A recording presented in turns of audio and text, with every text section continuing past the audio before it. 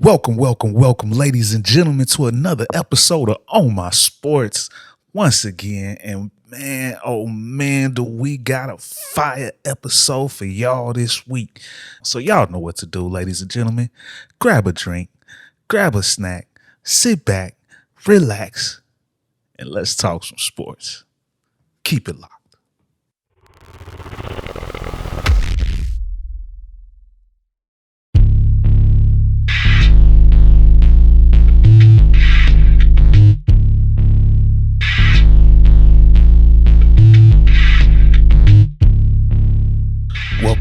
Welcome back, ladies and gentlemen, on my sports. As always, it's your boy John J coming at you with another 5 week. We got some great sports news to get into, ladies and gentlemen. But before we get into all of that, please help me out with that algorithm. Drop a like, share, subscribe, and comment down below. Get involved in this here conversation. But we're gonna kick this thing off right away with this NBA in-season tournament. So they came out with some new details about it, and they broke down the different groups for the Eastern and Western Conference. So we're gonna get into it right now, starting off with the group play. It was revealed on ESPN that all 30 teams were randomly drawn into groups of 5 within their conference based on the win-loss records from the 2022-23 regular season. And each team is going to play 4 designated group play games. 1 game against each opponent in its group, with 2 games at home and 2 games on the road. On tournament nights, which will take place every Tuesday and Friday from November 3rd through the 28th, with the exception of Election Day being November 7th, Tuesday, November 7th, when no games will be played. The only NBA games played on tournament nights will be group play games. So moving on from there, the knockout rounds. 8 teams will advance to the knockout rounds. The team with the best standing in group play games in each of the 6 groups and 2 wild cards. The team from each conference with the best record in group play games that finished second in its group. The knockout rounds will consist of a single elimination games in the quarterfinals. Now those games are going to be played and the NBA team markets on Monday, December 4th and Tuesday, December 5th.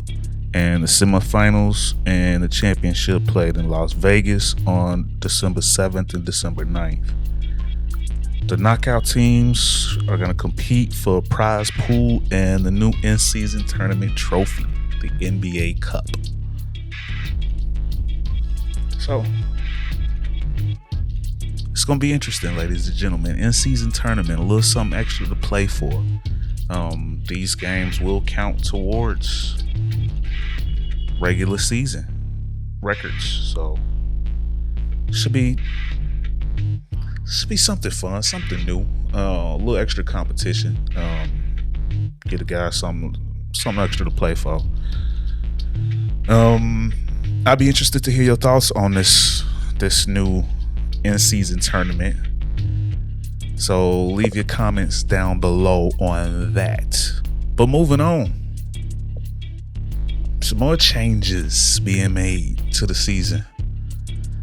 Technical fouls will now be called for flopping, ladies and gentlemen. The flop rule, it's official now. How many players are gonna get kicked out of games because they can't stop flopping? Will your favorite player be on that list? It's going to be interesting. Moving on. The NBA Competition Committee is also looking at awarding a second challenge if the first one is successful. So NBA is busy this offseason, and they trying to change the game big time. What y'all think about that?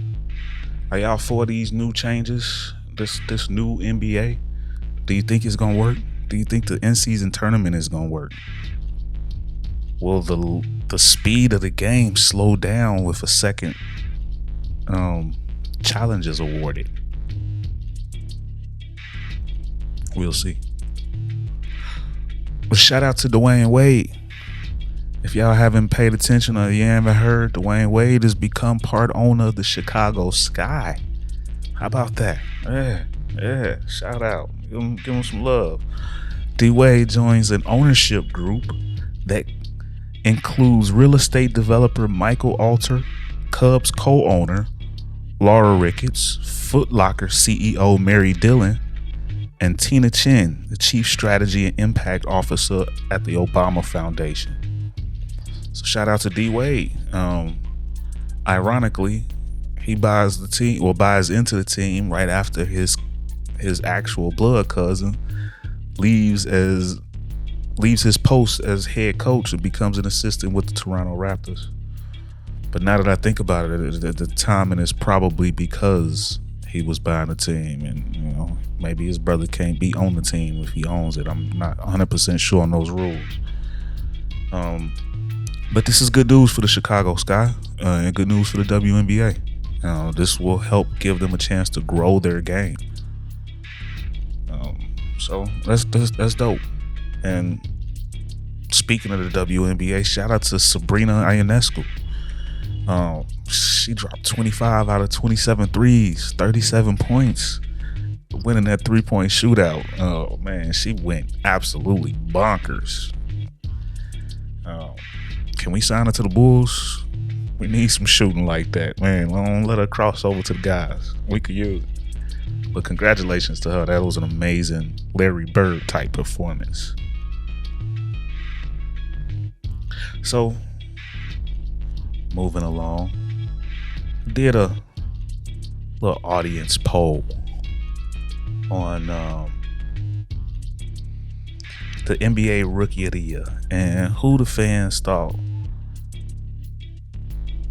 would take over, would take home the award of NBA Rookie of the Year. And got some interesting responses. So check it out. So a lot of people like Alan James say Scoot Henderson. A lot of votes for Victor Wembanyama. Some Chet Holmgren love, some Amen Thompson, Brandon Miller. Shout out to Donald Peterson. A Keontae George. Wasn't expecting to see that one. That's a deep cut. Shout out to Devin Wilson. He says Chet, and if not, Wemby. Some Scoot/Chet love. Scoot if Dame gets traded. A lot of love for Scoot. Larry Hoover. Shout out to Larry Hoover. He says one of the twins. Ron McBride, the French sensation. Is that what we calling him now? Y'all let me know in them comments. What we calling Vic Dub? I like to call him Vic Dub. ESPN, they going with Wemby. I don't know. That kind of sounds like Gumby a little bit to me. Maybe. It's catchy though. I like Vic Dub though. I'm a little bit selfish. Shout out to Chi-Town Rob LeBron because he should win it every year. Because he is the greatest person in the history of people.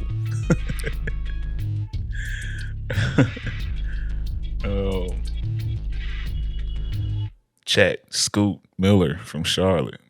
Big Chet, Amani Bates. That's a sleeper pick. Shout out to Cleveland and Amani Bates. It might be one of the steals of the draft.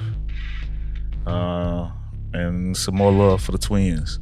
So as you can see, it's kind of all over the place. A lot of people got their favorites. A lot of people are hoping for something unexpected to happen. I think, me personally, I think Vic Dub is gonna have a really good season, but I think that Scoot Henderson will probably be the Rookie of the Year. And that is because I am banking on a Dame trade. I think it's gonna happen. And when it does, it's Scoot's team. He's gonna have He's gonna have the ball in his hand. he's gonna control the pace of play. He's gonna control the offense. So I think just by default, it'll be him. Shout out to 𝓮𝓮 𝓜𝓸𝓻𝓮. I can't wait to see him back. He's looking stronger, but he's got SGA over there, 𝓮𝓮. They got a strong team over there in Oklahoma City, and he's gonna be a big part of that. He's definitely gonna shine, but 𝓮𝓮 is an all NBA player, so that's gonna take away from a little bit of 𝓮𝓮. I could say the same thing about Brandon Miller. LaMelo Ball is healthy. Miles Bridges is back. So I love Brandon Miller. I think that was a great pickup for Charlotte, but not gonna have the ball in his hands as much. Even with the Twins, you look at Amen Thompson, and I love his game, and I think he's gonna have the ball in his hands quite a bit, but he's got to share it. You got Jalen Green over there, Kevin Porter, Jabari Smith Jr. Jabari Smith looks amazing. I don't know if y'all been paying attention to him in the summer league, but he's been working on that jump, and he's got a little bit stronger. He's a lot more aggressive with that shot, so I'm excited to see what he's gonna bring this season. And shout out to they coach Ime Udoka. I think he got one. And then the other twin, Ausar Thompson, with the Detroit Pistons, another guy who is going to be a great player, but I think a lot of his effect is going to come in his defense and his playmaking. When it comes to scoring, they got Cade Cunningham if he's healthy, Jaden Ivey, Bogdanovich, and you got the big men down there, so not as many opportunities to score as Scoot will have. So I think just off of that alone, Scoot Henderson is my pick for Rookie of the Year. So y'all let me know in the comments what y'all think. The audience reactions, the predictions were a treat to see, and I think we're gonna keep going with that week to week. But moving on, LBJ, King James, LeBron James announced that he's gonna return for his 21st season. Now, I don't think anybody thought that he wasn't coming back, but hey, we officially got confirmation. So what's left to play for if you're LeBron, aside from the possibility of teaming up with your son in another year after this? But there's an article on CBS, and I'll post it in the description. But 10 possible milestones left for LeBron James to attain as he returns for this season number 21. Number one, the oldest two. In year 20, he averaged 28.9 points a game, 8.3 rebounds, 6.8 assists, and 0.9 steals in 35.5 minutes. These are elite numbers, yada yada. If sustained next season, they'd blow away every other age 39 and older season in NBA history. In 02-03, Karl Malone averaged 20.6, the most by any player in his age 39 season. That same year, Michael Jordan averaged 20 points in his second season with the Wizards and final season in the league. Outside of that, no player has ever averaged 20 points at age 39. So LeBron is almost certainly going to, check that box. Moving on. Number two, the first 20-time All-Star. Yes, he's already tied Kareem Abdul-Jabbar as with the most All-Star appearances with 19. He comes back, stays healthy, and gets it done. He can be the first 20-time All-Star and the first 20-time starter if he gets voted in as a starter. Two birds with one stone with that one. Number three, he also has an opportunity to become the first player to make 20 All-NBA teams. That's insane, ladies and gentlemen. Sitting at 19 right now. He has the all-time record. But yeah, he can smash it with 20. Number 4, most minutes. Now he's a little bit, quite a ways behind Kareem for number 1 on the most minutes list, but he's really close to number 2 on that list. Kareem right now is at, right now it's not changing for him. Kareem has got 57,446 minutes. LeBron right now is at 54,092. So he's 760 shy of Karl Malone, who's sitting at number 2.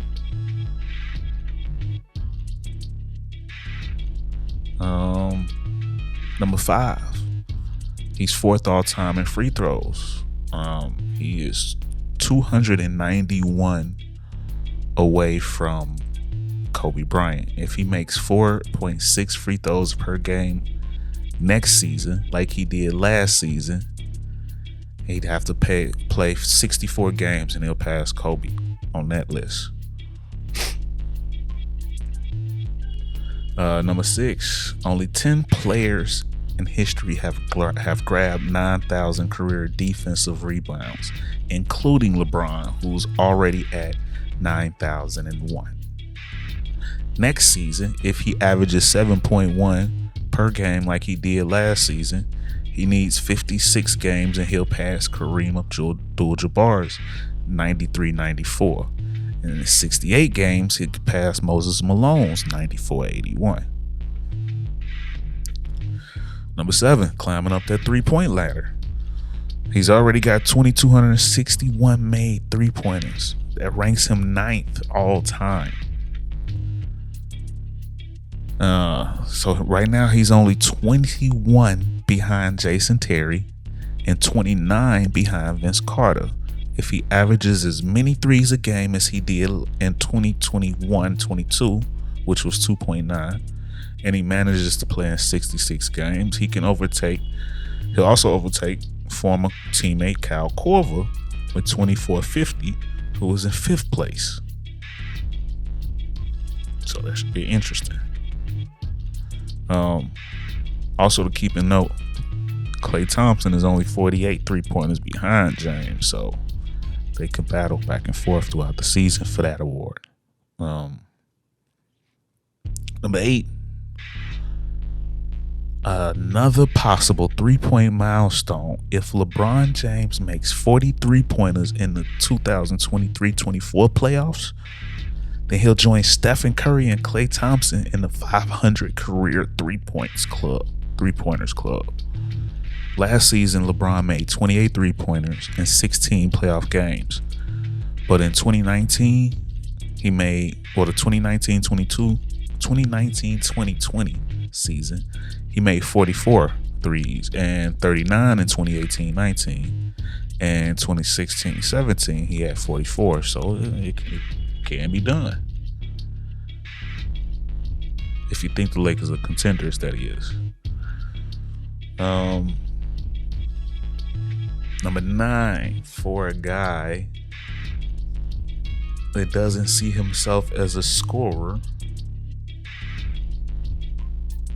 LeBron has attempted a total of 28,044 field goals, which currently is 263 fewer than Kareem Abdul-Jabbar attempted in his career. Should LeBron average 22.2 shot attempts next season, like he did in 22-23, he'll move into number 1 in his 12th game. And last but not least, LeBron is number 9 on the list of all time for steals with 2186 in his career, and he's only 21 behind number 8 Clyde Drexler. If he averages 0.9 steals per game, again just like he did last season 22-23, then he'll pass Clyde Drexler in 24 games.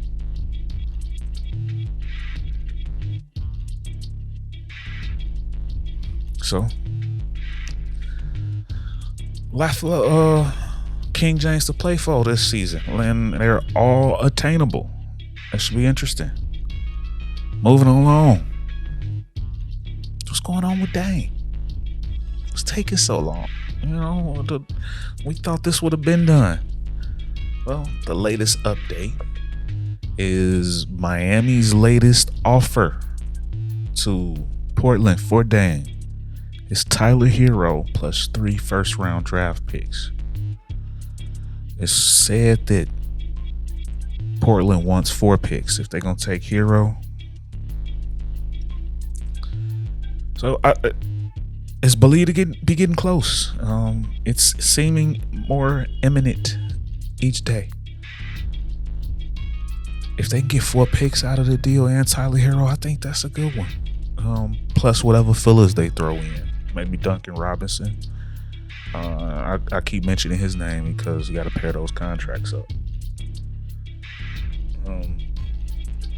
But yeah, and if you don't like Tyler Hero, then you can flip him for another draft pick from someone else. But although Portland holds the cards right now, it's best not to get too overly greedy and lose out.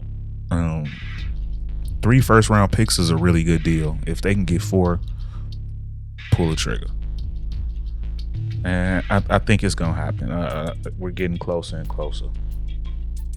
I don't think they're going to drag this on into the season. Me personally, I would be shocked if they did. Let me know in the comments what y'all think. Y'all think the trade is imminent? Y'all think it's going to be another team or some other wrinkle that we don't foresee at the moment? Let me know.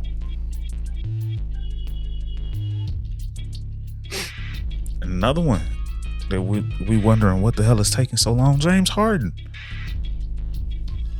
Why hasn't anything happened with the James Harden trade yet? Well, since he opted in, Philly is not in a hurry to make a move. And it is said that their asking price is exorbitant. So I'm thinking that they're waiting to see what happens with Dame. They don't want to be the one to set the market on what they get. But I also don't think they're going to get close to what Dame is going to get for him. But we shall see. If you ask James Harden where he wants to go, it's said that the Clippers is who he is begging to go to. And I can see it. With the deal centered around Norman Powell, maybe some picks. We'll see. But James Harden and with the Clippers, I think that could be a good one. As long as those other guys show up and play. But that can be a fun situation. And the Chicago Bulls. The Chicago Bulls are awarded a 10.2 disabled player exception for the Lonzo Ball injury. So some good news for the Chicago Bulls. Extra $10 million to spend. Now they'll be able to use it, I believe, up until March, just after the trade deadline.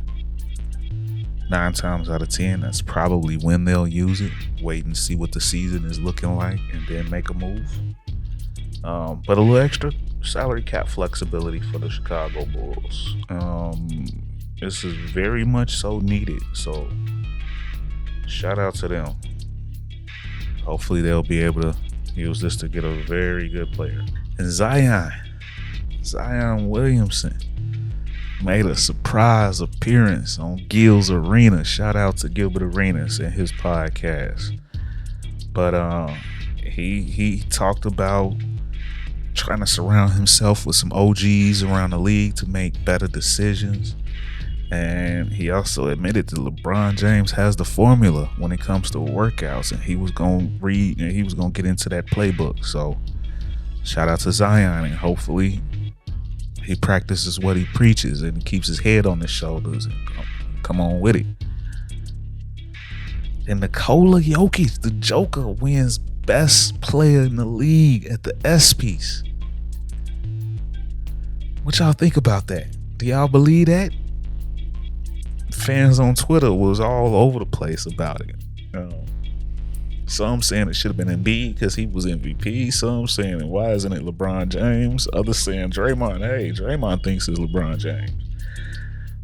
What do you think? Do you think it should have been Jokic? I don't have a problem with that. I think, he's proven it. It's not the most flashy, but he's getting it done. He's been the best player over the last couple of years, and now that he's got that ring, he can stand on that. So I'm cool with it. Let me know what you guys think in the comments. But moving on to the world of the NFL. Shout out to those New York Jets. They signed defensive tackle Quinnen Williams to a 4-year, $96 million extension. He got that bag. Becoming the first round pick of the Jets to get a second contract since Muhammad Wilkerson, who was drafted back in 2011. Oh my goodness, what is going on? If you think your team was bad at drafting talent, they ain't the Jets. But shout out to Quinnen Williams. Definitely deserved it. He got that bag. Y'all know on this show we like to show love when they get that bag, and Quinnen got that bag. Shout. Speaking of the bag, Sean Payton owes a bag to the NFL. Apparently, he refused to pay the NFL after being hit with a $100,000 fine after COVID in 2020. He just bounced out the league. Well, guess who's back? And guess who still owes that debt? Along with Sean Payton,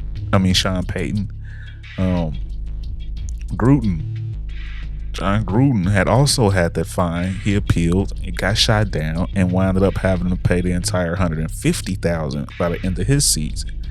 And after he paid the fine, Sean Payton called him and laughed at him, according to ESPN. The reason Payton laughed is because apparently he didn't hand over any money to the NFL. I never paid the fine, Payton told Gruden. You're the only dumb F that paid the fine. That didn't age well. Sorry. Now you gotta pay. It'd be funny to see how this develops. Does he hand over that check? He better. And Pat Mahomes in an upcoming interview with Nate Burleson on CBS says that playing at home, being a hero is cool, but it's just as fun to defeat division opponents on the road. The man loves being the villain. Shout out to Pat. He's very good at it. And Monday, probably today by the time this airs, 3 p.m. today, is the deadline for franchise players to get their multi-year extensions. So, ladies and gentlemen, who do y'all think is going to get an extension and who won't? Who's going to be holdouts? Couple names on this list. The number one name being Saquon Barkley. Is he gonna get a deal or is he gonna hold out? What's the prediction? And by the time this airs, I'm recording this on Saturday, so I apologize if somebody is already signed by the time this comes out. But as of right now, Saquon Barkley is still unsigned. I'm hoping he gets his extension by the deadline. So my prediction, hopefully, is true. Day of, Saquon, he gets an extension. If not, he better hold out. Don't show up. Don't play on the tag. Well,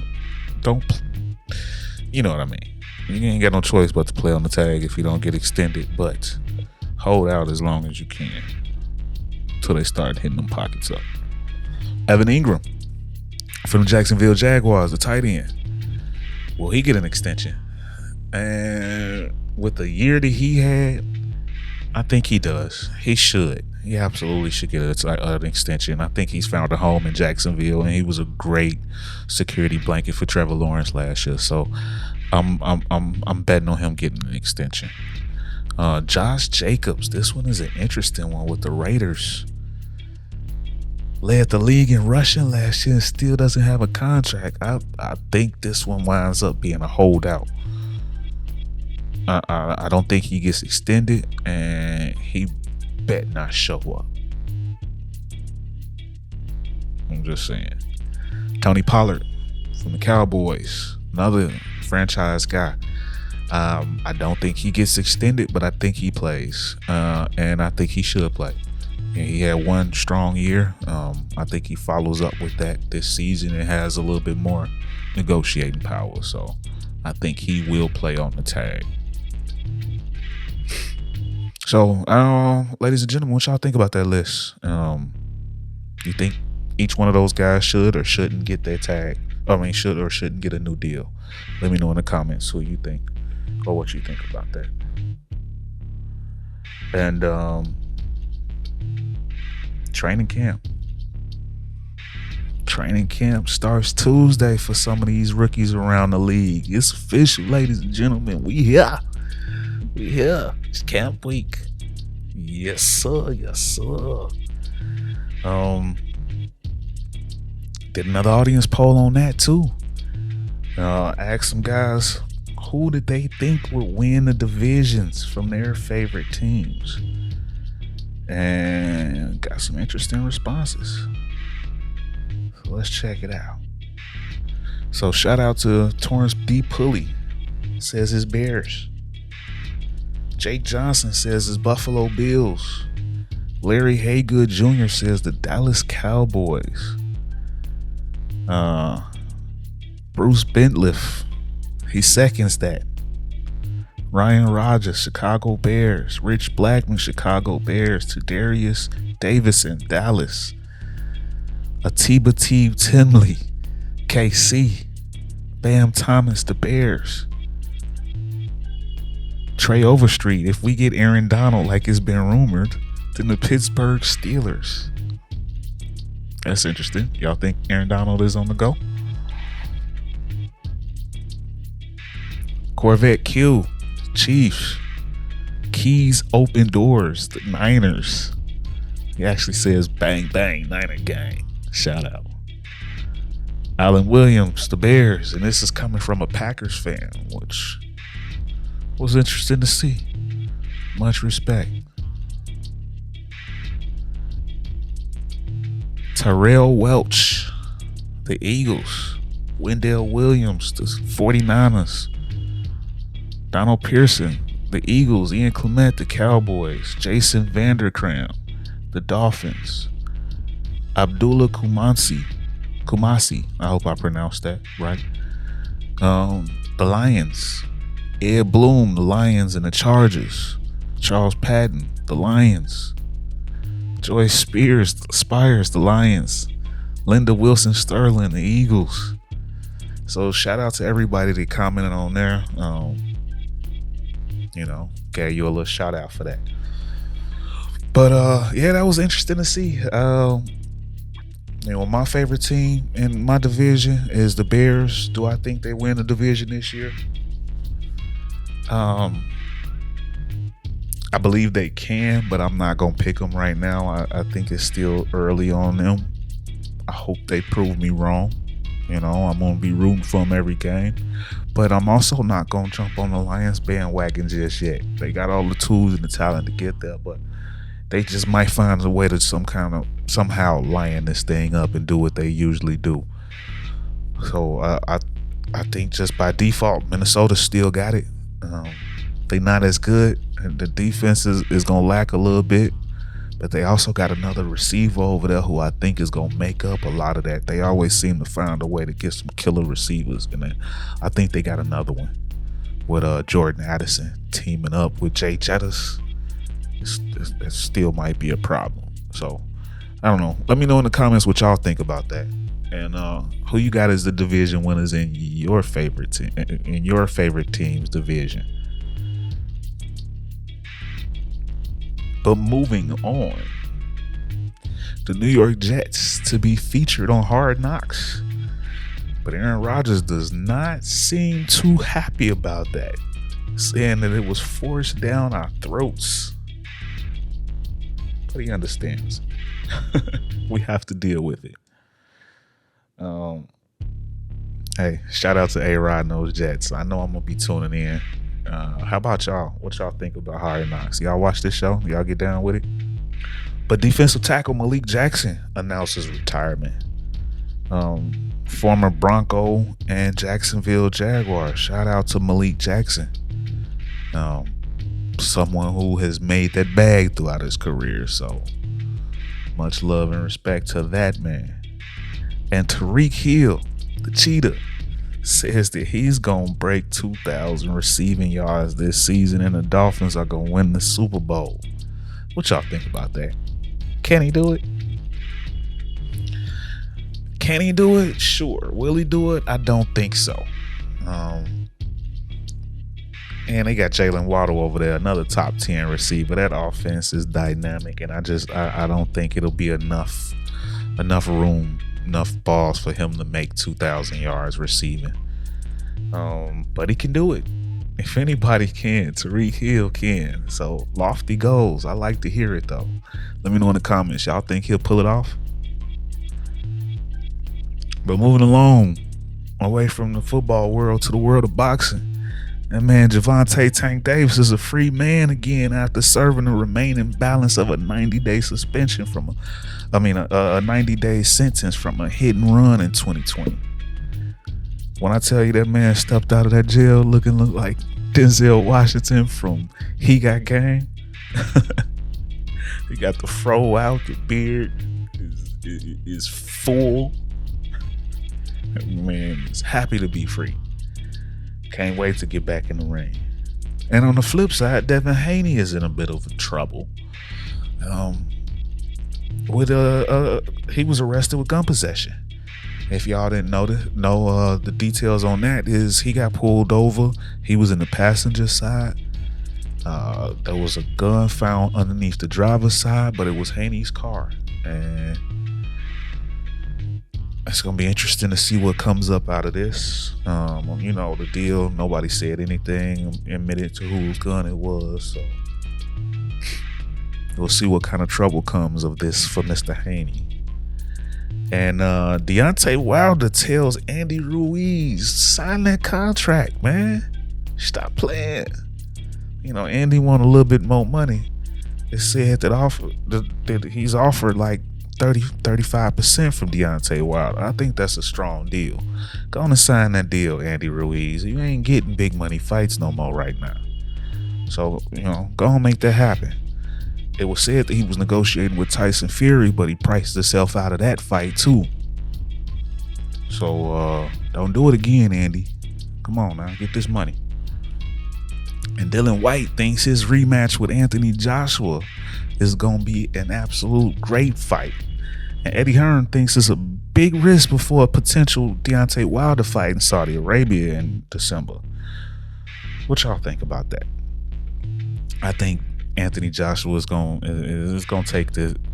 He's gonna get this victory again against Dylan White, and I just can't wait to see the Wilder AJ fight.